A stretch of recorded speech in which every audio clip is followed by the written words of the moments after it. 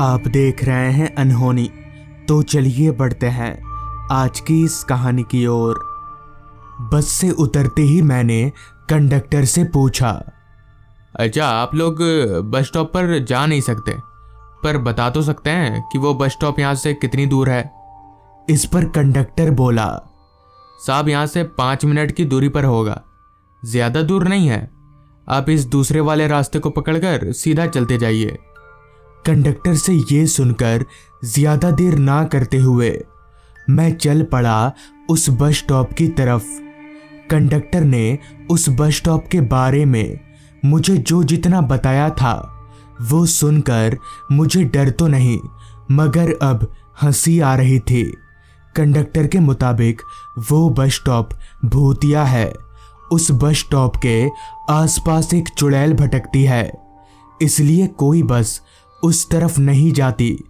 चूंकि मैं एक शहर का पढ़ा लिखा लड़का था, इसलिए मैं कंडक्टर की बातों से जरा भी इत्तेफाक नहीं रखता था। मुझे ये सारी बातें बकवास लगती थीं। उस बस स्टॉप को पार करते ही एक छोटा सा गांव पड़ता था। गांव का नाम धामन गांव, और मुझे उसी गांव में कुछ ज़रूरी काम था, तो मुझे उस बस स्टॉप को पार करके ही आगे जाना पड़ेगा। रात हर पल गहराती जा रही थी। घड़ी की माने तो रात के 1:30 बज रहे थे। रास्ता इतना सुनसान था कि मेरे धड़कनों तक की आवाज़ भी मैं धीरे धीरे सुन पा रहा था। ऐसा लग रहा था जैसे वो रास्ता इस दुनिया में ना होकर कहीं और हो। अब मुझे चलते हुए तकरीबन 5-6 मिनट बीत चुके थे, मगर अभी तक ना तो वो बस स्टॉप दिखा था और ना ही कोई इंसान।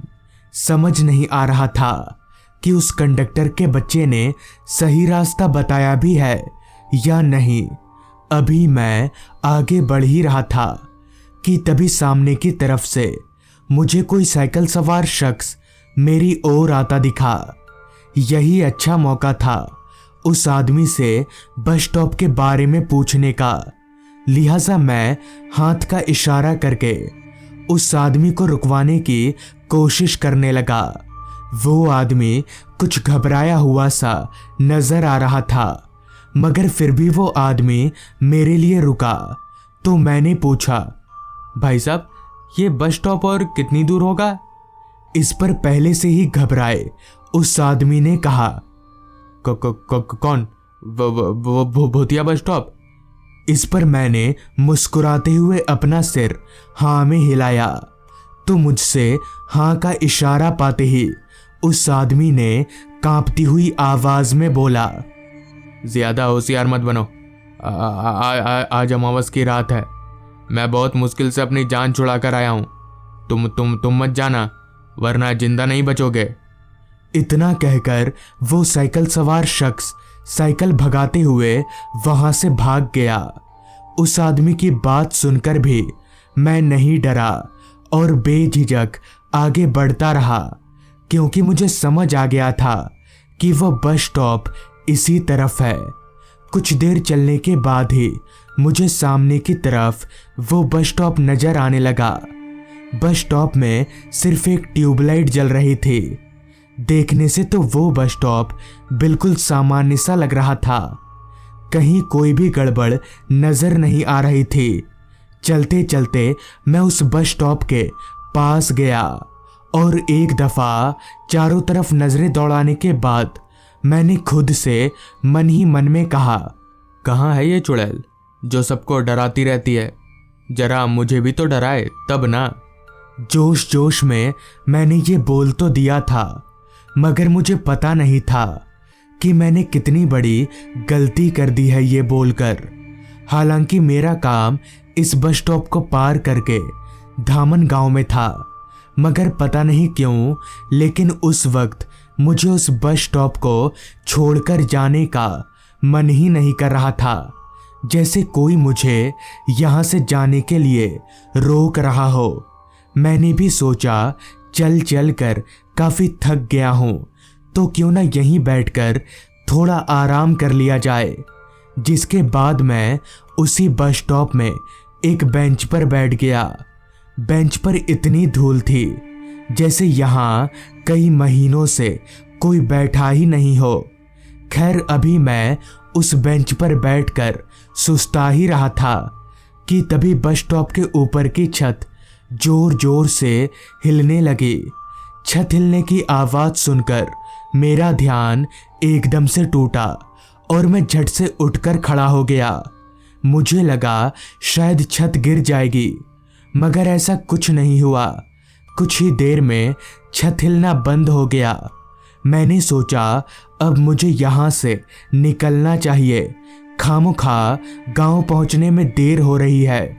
ये सोचकर मैं जैसे ही गांव की तरफ जाने के लिए पीछे पलटा तो मेरा कलेजा धक्सा हो गया, क्योंकि ठीक मेरे पीछे एक लड़की खड़ी थी।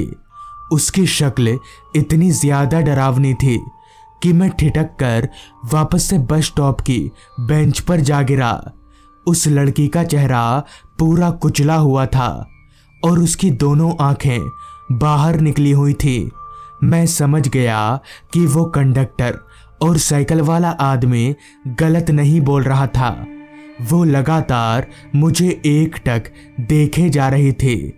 अभी मैं अपने बचने की उम्मीद छोड़ ही चुका था कि तभी मुझे मेरी बाईं ओर से एक बस आती दिखी। मैं जानता था कि बचने के लिए मुझे किसी भी हालत में उस बस को पकड़ना ही होगा। लिहाजा मैं उस लड़की के बगल से निकलकर रोड की ओर भागा और सबसे अजीब बात कि उस लड़की ने भी मुझे रोकने की कोशिश एकदम नहीं की। बस ठीक मेरे पास आकर रुकी और मैं लपक कर उस बस में चढ़ गया। मेरे चढ़ते ही बस आगे की तरफ जाने लगी। मेरी जान में जान आई, मगर तभी मुझे याद आया कि उस कंडक्टर ने तो कहा था कि इस तरफ कोई बस नहीं आती, तो फिर ये बस कहाँ से आ गई। मैंने अपनी सीट पर से उठकर बस में चारों तरफ नजरें दौड़ाईं, मगर उस बस में मेरे अलावा और कोई भी नहीं था।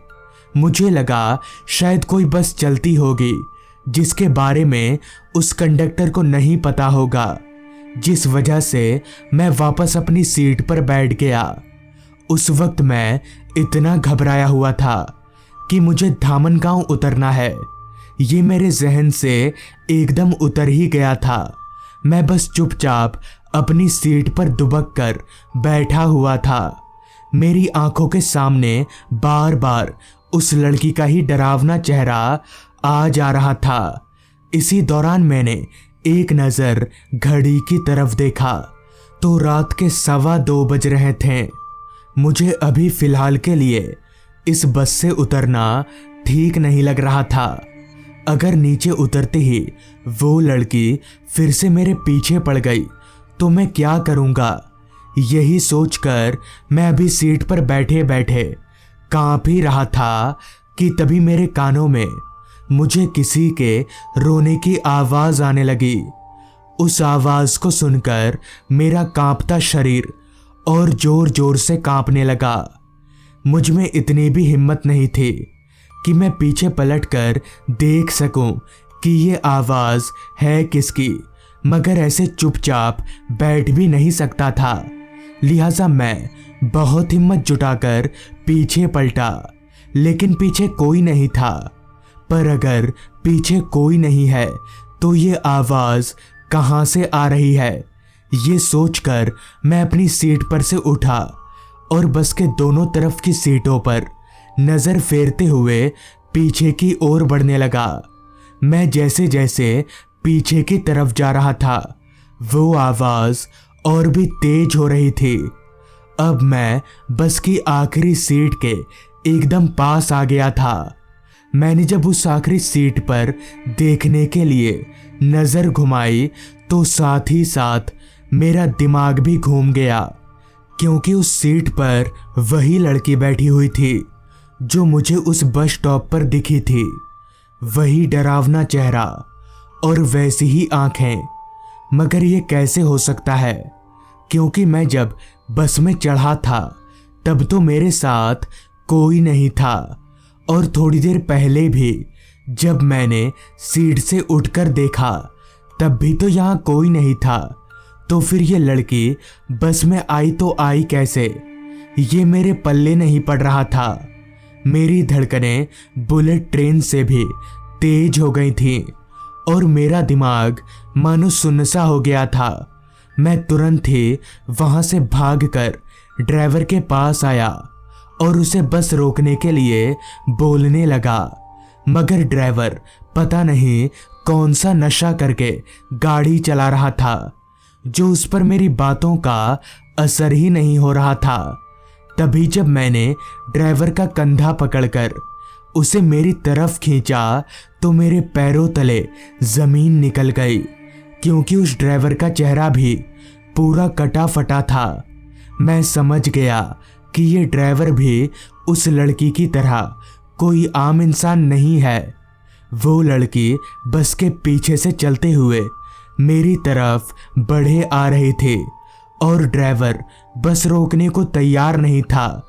परिस्थिति को भांपते हुए मैंने ना आओ देखा ना ताओ, सीधा चलती बस से छलांग लगा दी, जिसके बाद मैं कब और कहां बेहोश हो गया कुछ याद नहीं। अगली सुबह जब मेरी आंख खुली तो मैं सड़क के किनारे पर पड़ा था। कुछ लोग मुझे घेर कर खड़े थे। मैंने उन लोगों को सारी बात बता दी। तब उन्होंने बताया कि दरअसल आज से कुछ साल पहले एक लड़की देर रात गए उस बस स्टॉप पर बस का इंतजार कर रही थी। तभी वहां कुछ बदमाश लड़के पहुंच गए और उस लड़की को परेशान करने लगे। उस वक्त एक बस ड्राइवर भी अपनी खाली बस लेकर उसी रास्ते से गुजर रहा था।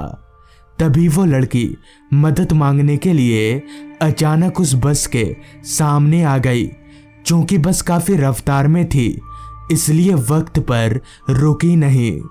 उस लड़की को कुचलने के बाद बस ड्राइवर भी अपनी बस संभाल नहीं सका और बस एक पेड़ से जा टकराई, जिससे ड्राइवर भी मौकाए वारदात पर ही मर गया। तब से यहाँ पर ऐसा होता रहता है। ये सब सुनकर मैं बहुत डर गया और भूत प्रेत पर पूरा विश्वास करने लगा।